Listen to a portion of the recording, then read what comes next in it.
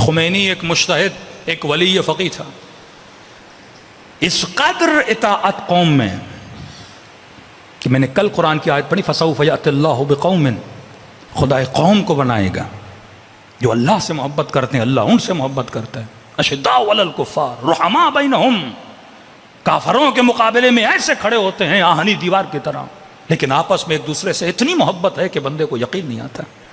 ایک ماں نے 5 بچے، بھائی امام نہیں کہہ رہا، امام کا نمائندہ ہے، نمائندے عام نمائندے خاص بھی نہیں، خمینی کہہ رہے ہیں، 5 بچے ماؤں نے قربان کیا، 15 سال کے بچے، کہ جو آپ کے کٹر ترین مخالف ہیں وہ بھی اقرار کر، ڈاکٹر اسرار کی وہ تقریر موجود ہے، کہتے جب میں نے دیکھا نا کہ ماؤں نے شیرخوار بچوں کو سینے سے لگا کے شہنشائیت کی ٹینکوں کے سامنے کھڑی ہو گئی، کہتا اس دن میں سمجھ گیا کہ اس قوم کو کوئی ہرا نہیں سکتا،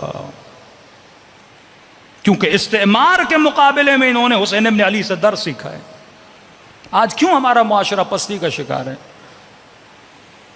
کہ 2 گھنٹے کی بارش ہوتی ہے روڈوں پہ پانی کھڑا ہو جاتا ہے، ایٹم بم بنانے والی قومیں گٹروں سے پانی نہیں نکال سکتی، یہ ڈوب مرنے کا مقام ہے۔ جب مسلمان کہتے ہیں ہمارے پاس قرآن ہے، ہمارے پاس محمد ہیں، ہمارے پاس فلاں اکابر شخصیت ہے، اور آج حال دیکھو۔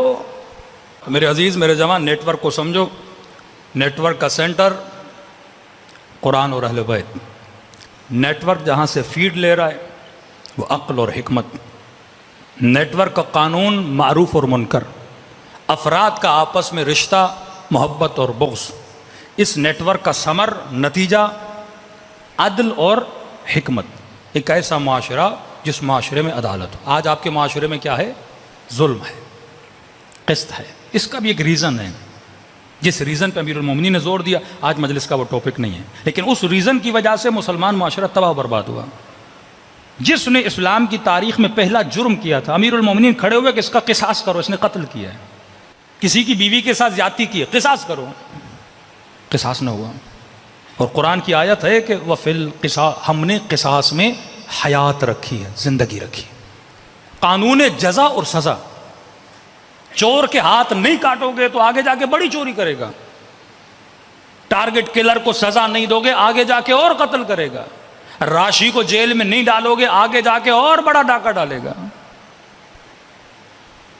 کہ ہمارے یہاں ہر روز ایک بہت بڑی چوری ہوتی ہے، ایسا ظلم ہوتا ہے کہ کہتے ہیں ضیاء برا تھا، پھر کہتے ہیں فلاں، یعنی ہر زمانے میں ہم کہتے ہیں حکمران ایک سے ایک بدتر ہوتا جاتا ہے، کیونکہ یہاں سزا اور جزا نہیں۔ امیر المومنین یہی فرماتے ہیں جب تک چور کو سزا نہیں، قاتل کو سزا نہیں، جب حکومت پر پہنچے تو پہلا خطبہ امیر المومنین نے دیا، فرمایا علی کی عدالت تم سے برداشت نہیں ہوگی۔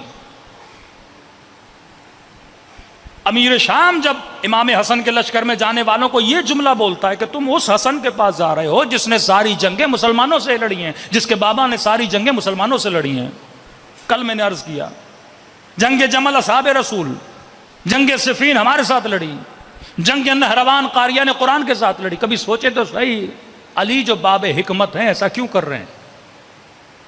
کیونکہ جب بدن میں کینسر ہو جائے تو ڈاکٹر بھی کہتا علاج یہ ہے کہ جو حصہ گندا ہو چکا اسے نکال کے پھینکو، ورنہ یہ پورے بدن کو تباہ و برباد کرے۔ امام حسین مولا امیر المومنین کربلا دیکھ رہے تھے کہ اگر یہ کینسر زدہ معاشرے کے افراد کو اسلامی معاشرے سے نکال کر کاٹ کر مارا نہیں گیا، یہ پورے معاشرے کو زہرآلود کر دیں گے، اور معاشرہ زہرآلود ہو گیا۔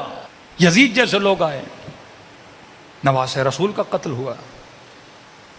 اب دیکھیے اہل بیت نے تربیت کیسے کی۔ میرے 5ویں امام فرماتے ہیں کہ میرے بابا امام زین العابدین علیہ الصلوۃ والسلام، ایک بہت بڑا لمبا تربیت کا وقت ملا ہے امام زین العابدین کو، 20 سے 30 سال کا عرصہ میرے آقا امام زین العابدین کو ملا ہے۔ فرماتے مولا نے اپنے دن کو تقسیم کیا ہوا تھا کہ یہ ٹائم شیعوں سے ملنے کا ہے، یہ ٹائم عبادت کا ہے، یہ ٹائم غلاموں کو دینا ہے، یہ ٹائم گھر والوں کو دینا ہے۔ ایک خاص وقت تھا جو وفود آتے تھے امام ان شیعیان سے، شیعہ کا مطلب جو اہل بیت کے چاہنے والے تھے، اب ضرور نہیں وہ کمپلیٹ نظام ولایت کو ماننے والے ہیں، محبت کرنے والے۔ اس زمانے میں یہ کمپلیٹلی ابھی تفریق نہیں ہوئی تھی، یہ شیعہ یہ سنی ہے، یہ تفریق تو بعد میں ہوئی جب 4 فرقے بنے اور 4 فقہیں بنی، اس کے بعد ایک تفریق بنی۔ آتے تھے امام سے ملنے، تو جیسے آئے تو وہ بہت بڑی بڑی باتیں کرنے لگے کہ مولا ہم اگر کربلا میں ہوتے یہ نہ ہونے دیتے، مولا ہم ہوتے آپ کے ہاتھوں میں رسیاں نہ آتی، مولا ہم ہوتے خیموں پہ حملہ نہ ہوتا، مولا ہم ہوتے امام حسین کے ساتھ ظلم، مولا ہم ہوتے یہ کرتے، یا لیتنا کننا معکم۔ یہ نعرہ اچھا بھی ہے لیکن کبھی کبھی یہ نعرہ بیماری بھی بن جاتا ہے۔ خلوص سے عمل سے بندہ بولے تو اس نعرے کی عظمت بہت بڑی ہے، بندہ شہداء کربلا میں شمار ہو جاتا ہے۔ لیکن اس نعرے کو امام حسین کے بقول صرف زبان کی چٹخاری بنا دیا جائے کہ مولا میں ہوتا تو یہ کرتا، میں ہوتا تو یہ کرتا، سنتے رہے سنتے رہے۔ پانچویں امام فرماتے میرے بابا کا سر جھک گیا۔